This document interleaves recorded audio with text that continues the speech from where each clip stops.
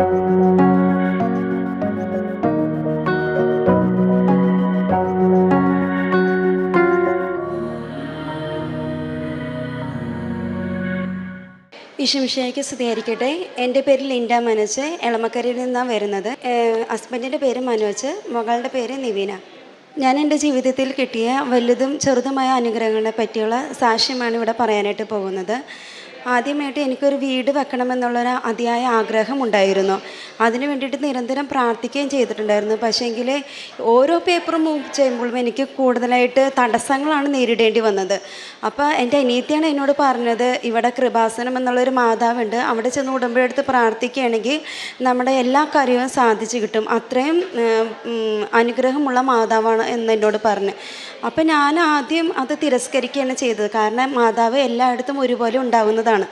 അപ്പോൾ എനിക്ക് അത് അത്ര അങ്ങോട്ട് ഉൾക്കൊള്ളാൻ പറ്റില്ല. എങ്കിലും എൻ്റെ അമ്മയുടെയും അനിയത്തിയുടെയും നിർബന്ധപ്രകാരം ഞാനിവിടെ പള്ളിയിൽ വന്ന് ഉടമ്പടി എടുത്ത് പ്രാർത്ഥിച്ചു, നിയോഗം എഴുതിയിട്ട്, എന്നിട്ട് തിരികെ വീട്ടിൽ ചെന്ന് പ്രാർത്ഥനയിലും ഉടമ്പടി പ്രാർത്ഥനയിലൊക്കെ ഭക്തിപൂർവ്വം ആരംഭിച്ച് പോന്നു.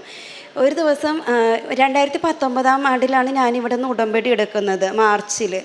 ആ ദിവസം വന്ന് പ്രാർത്ഥിച്ച് പോയതിൻ്റെ ശേഷം മാർച്ച് 26 സന്ധ്യാപ്രാർത്ഥന എത്തിച്ചുകൊണ്ടിരിക്കുന്ന സമയത്ത് എനിക്ക് മാതാവിൻ്റെ രൂപത്തിൻ്റെ ബാക്കിലായിട്ട് ഒരു മാതാവിൻ്റെ ഷെയ്ഡ് പോലെ ഞാനിങ്ങനെ കണ്ടു.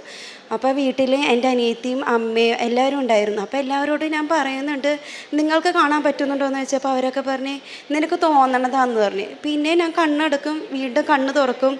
അപ്പോഴൊക്കെ മാതാവിൻ്റെ രൂപം ഇങ്ങനെ ഷെയ്ഡ് പോലെ ഇങ്ങനെ തെളിഞ്ഞ് കൂടുതലായിട്ട് കാണാനായിട്ട് സാധിച്ചു. അപ്പോൾ എനിക്ക് മനസ്സിലായി മാതാവിൻ്റെ കൂടെയുണ്ട്.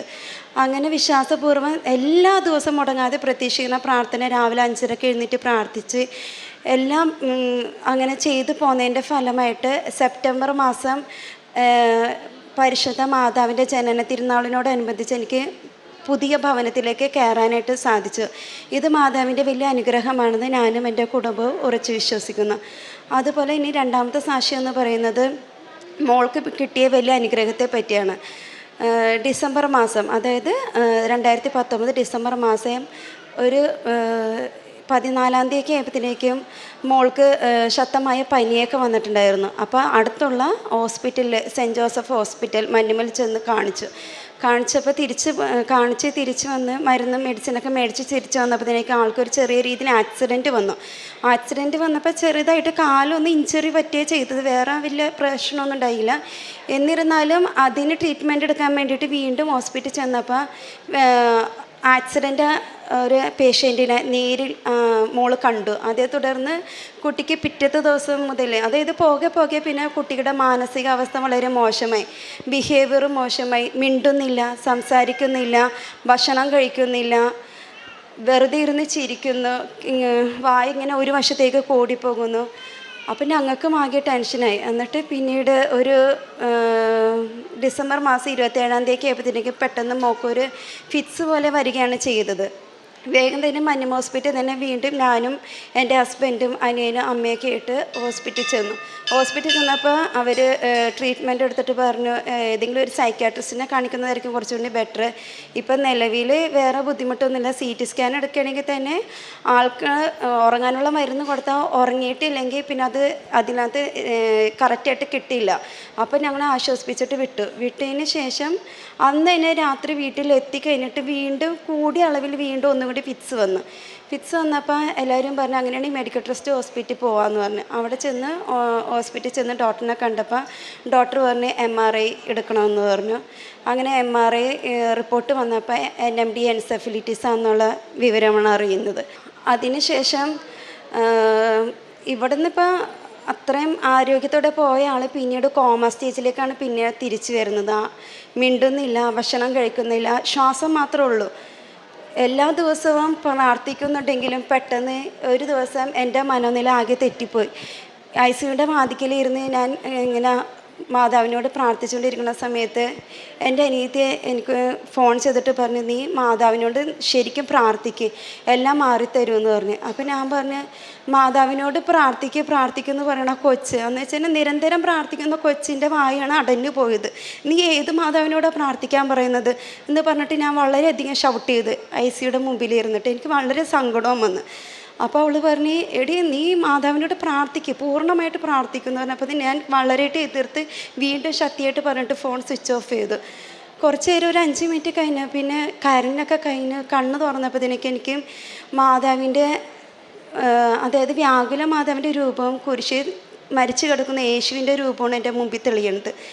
പിന്നീട് എനിക്ക് എന്താ പറയേണ്ടതെന്ന് അറിയില്ല. ഞാൻ വേഗം തന്നെ മാതാവിനോട് ക്ഷമ ചോദിച്ചു, മാതാവേ എന്നോട് ക്ഷമിക്കണം. ഞാൻ മാതാവിനെ തെള്ളിപ്പറഞ്ഞു.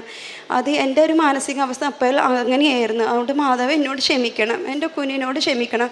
ഞാൻ എന്തെങ്കിലും പാപം ചെയ്ത് പോയിട്ടുണ്ടെങ്കിൽ മാതാവിനെ കരഞ്ഞ് മാപ്പ് പിടിച്ച് അപേക്ഷിക്കണേ, എന്നോട് ക്ഷമിക്കണമേ. എൻ്റെ കുഞ്ഞിനെ പൂർണ്ണമായിട്ട് തിരിച്ചു തരണേ. മാതാവിൻ്റെ മുമ്പിൽ നടയിൽ വന്ന് കൃപാസന മാതാവിൻ്റെ മുമ്പിൽ നടയിൽ വന്നിട്ട് ഞാൻ സാക്ഷ്യം പറഞ്ഞോളാം എന്ന് പറഞ്ഞ് നേർന്നു.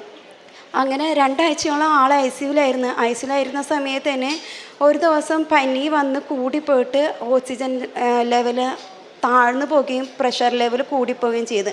അങ്ങനെ ഒരു വശം മൊത്തം സ്റ്റിഫായിപ്പോയി. അതായത് വലത് കൈയും കാലും ചലിക്കാണ്ടായി എന്ന് വെച്ചാൽ വളരെയധികം ബലം വന്നു പോയി. അപ്പോൾ പിന്നെ ഡോക്ടർ പറഞ്ഞ് ഇപ്പോൾ എടുത്തേക്കുന്ന ഈ ട്രീറ്റ്മെൻറ്റിൻ്റെ ഫലം കാണുന്നില്ല, നമുക്ക് സെക്കൻഡ് ഓപ്ഷനായിട്ട് പ്ലാസ്മ എടുക്കണമെന്ന് പറഞ്ഞു. അപ്പോൾ ഞങ്ങൾ അത്ര അതങ്ങോട്ട് ഉൾക്കൊള്ളാനായിട്ട് തീരുമാനിച്ചില്ല. സെക്കൻഡ് ഓപ്ഷനായിട്ട് ആസ്റ്ററിലേക്ക് മാറ്റാമെന്ന് പറഞ്ഞ് അങ്ങനെ ആസ്റ്റർ ഹോസ്പിറ്റലിലേക്ക് പോയി.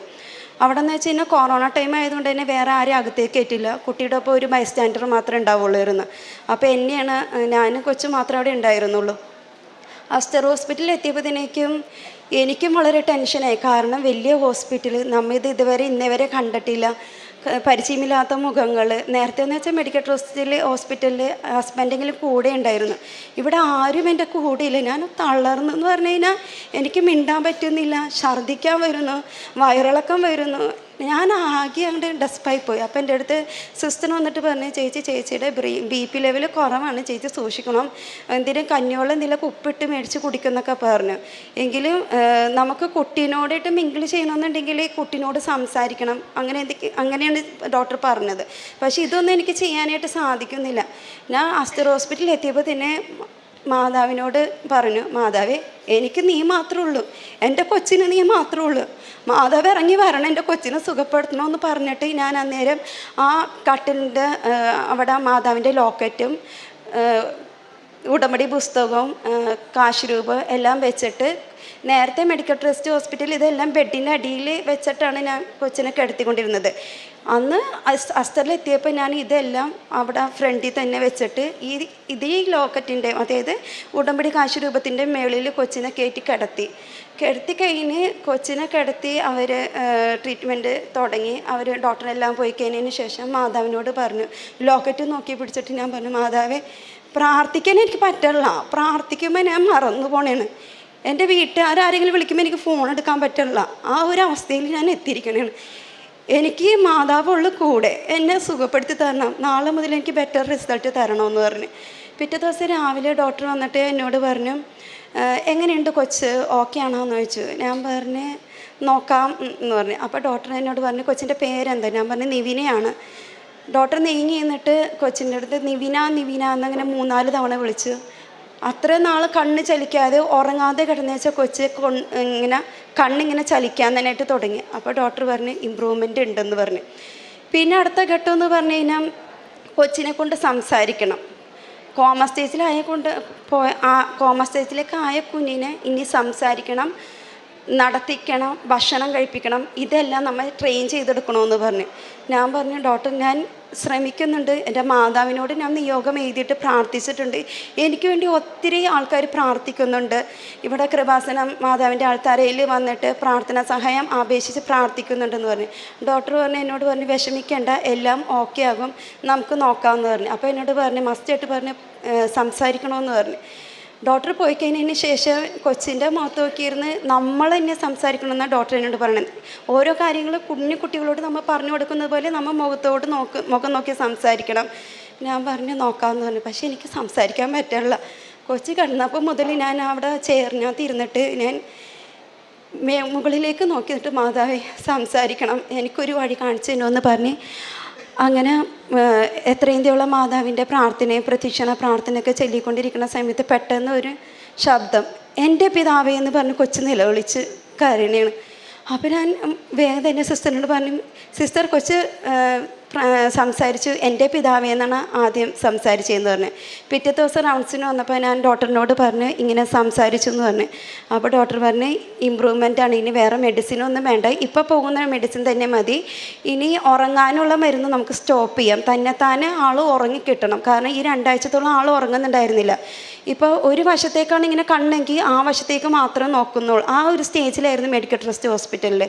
ഇവിടെ എത്തിയതിന് ശേഷമാണ് ആളൊന്ന് ഇമ്പ്രൂവ്മെൻ്റ് ആയിട്ട് വന്നത്. അപ്പോൾ എൻ്റെ അടുത്ത് പറഞ്ഞു, ഇനി മരുന്നുകളൊന്നും ഞാനായിട്ട് ഇനി വേറെ മരുന്നുകളൊന്നും സജസ്റ്റ് ചെയ്യുന്നില്ല, നമുക്ക് ഇനിയിപ്പോൾ ഉള്ള മരുന്ന് മാത്രം തുടർന്നുകൊണ്ട് പോയാൽ മതി എന്ന് പറഞ്ഞു. അങ്ങനെ പിറ്റേ ദിവസം ഡോക്ടർ പറഞ്ഞു, ഇനി നമുക്ക് ചെയ്യേണ്ടത് ഇയാളെ, അതായത് മോളെ നടത്താനായിട്ട് നമ്മൾ തന്നെ കൊച്ചിനെ മുൻകൈ ചെയ്യിച്ച് എടുത്ത് നടത്തിക്കണമെന്നാണ് പറഞ്ഞത്. അപ്പോൾ അങ്ങനെ നടന്നുകൊണ്ടിരിക്കുന്ന സമയത്ത് ഒരു ദിവസം ഈ ഡോക്ടറിനേക്കാളും ഹയർ ആയിട്ടുള്ളൊരു ഡോക്ടർ കൊച്ചിനെ കാണാനായിട്ട് വന്നു. അപ്പോൾ ഡോക്ടർ ഈ നിവിനയുടെ എല്ലാ ട്രീറ്റ്മെൻറ്റും കാര്യങ്ങളും അസുഖങ്ങളും എല്ലാം ഈ ഹയർ ഡോക്ടറിനോട് പറഞ്ഞിട്ടുണ്ടായിരുന്നു. അപ്പോൾ ഈ ഡോക്ടർ എന്നെ കണ്ടപാടെ ചോദിച്ച്, കൊച്ചിൻ്റെ കഴുത്തേ കിടക്കണം എന്താണെന്ന് ചോദിച്ചു. ഞാൻ പറഞ്ഞു, ഇത് മാതാവിൻ്റെ കൊന്തയാണ്, ഞങ്ങൾ ഈശ്വരവിശ്വാസികളായതുകൊണ്ട് തന്നെ മാതാവിൻ്റെ കൊന്ത ഇടുന്നുണ്ട്, ഞങ്ങൾക്ക് അതിൽ വിശ്വാസമാണെന്ന് പറഞ്ഞു. അപ്പോൾ എൻ്റെ അടുത്ത് പറഞ്ഞു, ഈ ഒരു കൊന്ത മോളുടെ കഴുത്തേ കിടക്കുന്നത് കൊണ്ടാണ് മോളിപ്പോൾ എഴുന്നേറ്റ് നടക്കുന്നത്, വിശ്വസിച്ച് പ്രാർത്ഥിച്ചോളാൻ പറഞ്ഞു എന്നോട്. അങ്ങനെ പിന്നീടുള്ള സ്റ്റേജ് എന്ന് പറഞ്ഞാൽ ഇനി ഭക്ഷണം കഴിക്കണം.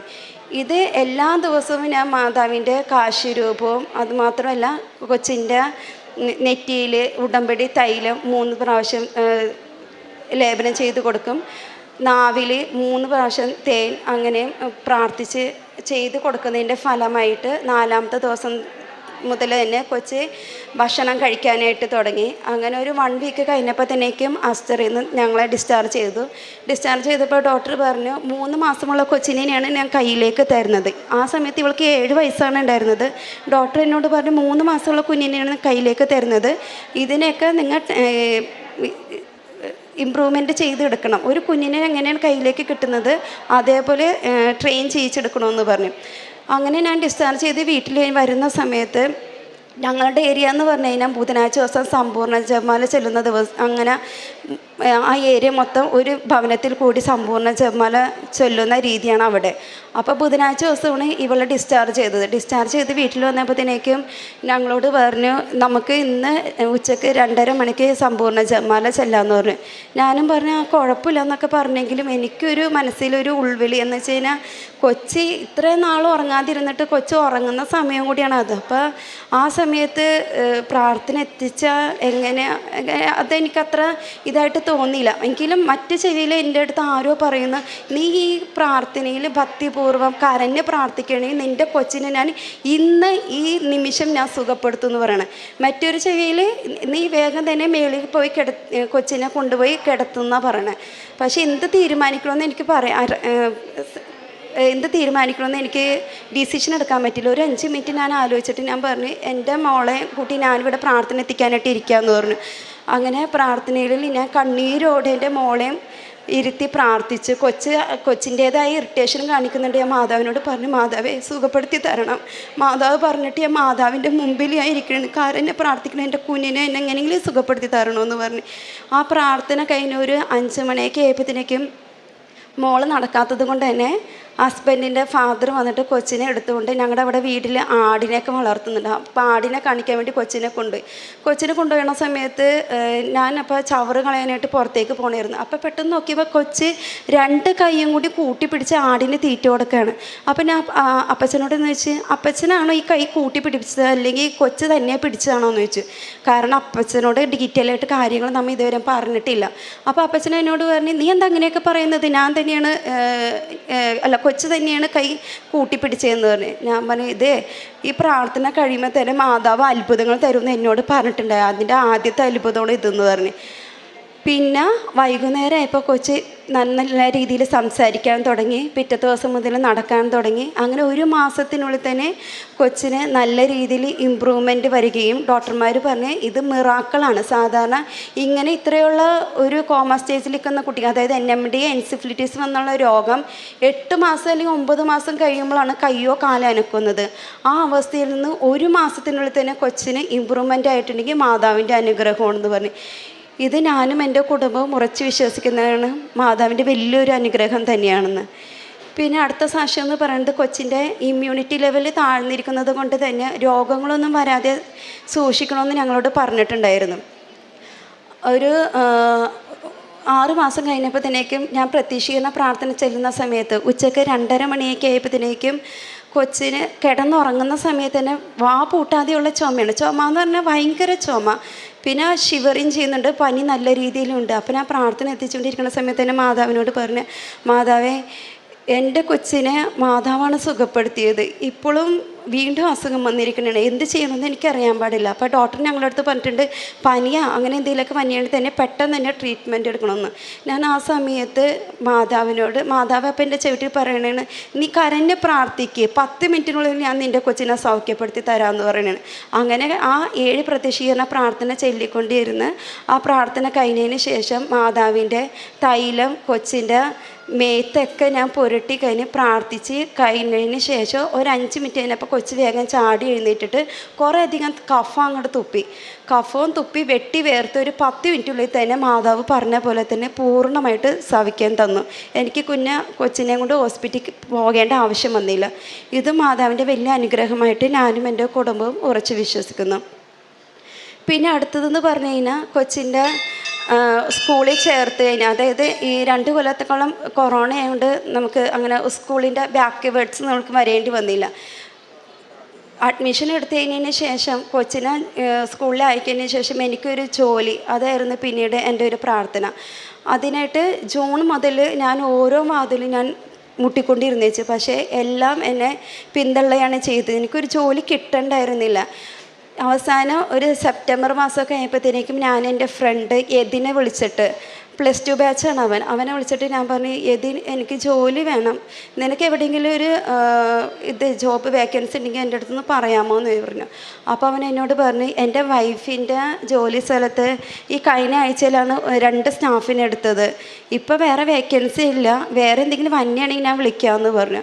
അങ്ങനെ ആ ഫോൺ കട്ട് ചെയ്ത് കഴിഞ്ഞിരിക്കുന്ന സമയത്ത് വേറെ ഒരു ഫ്രണ്ട് വിളിച്ചിട്ട് എന്നോട് പറഞ്ഞു, നിനക്ക് ജോലി ആയോ എന്ന് വെച്ച്. ഞാൻ പറഞ്ഞു ആയിട്ടില്ല, മാതാവിനോട് പ്രാർത്ഥിക്കേണ്ടെന്ന് പറഞ്ഞു.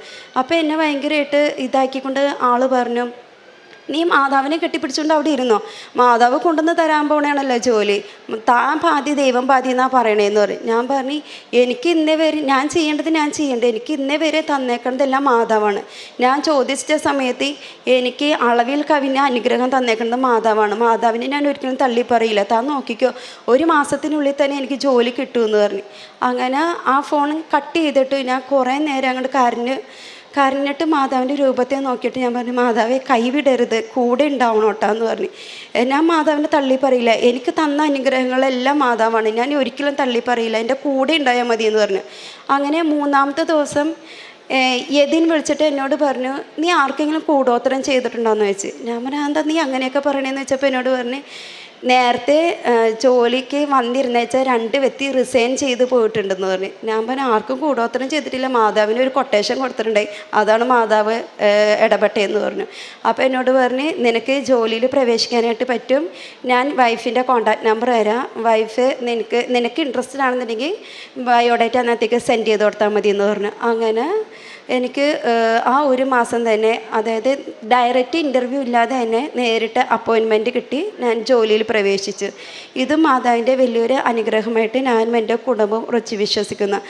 അതുപോലെ തന്നെ എനിക്ക് ഈ മാതാവിനോട് കൂടുതലായിട്ട് അടുത്തപ്പോഴാണ് കൂടുതലായിട്ട് പ്രാർത്ഥനയിലും സന്ധ്യാപ്രാർത്ഥനയിലും പ്രേക്ഷിത പ്രവർത്തനങ്ങളിലും കാരുണ്യ പ്രവർത്തനങ്ങളിലെല്ലാം പങ്കെടുക്കാൻ സാധിച്ചത്.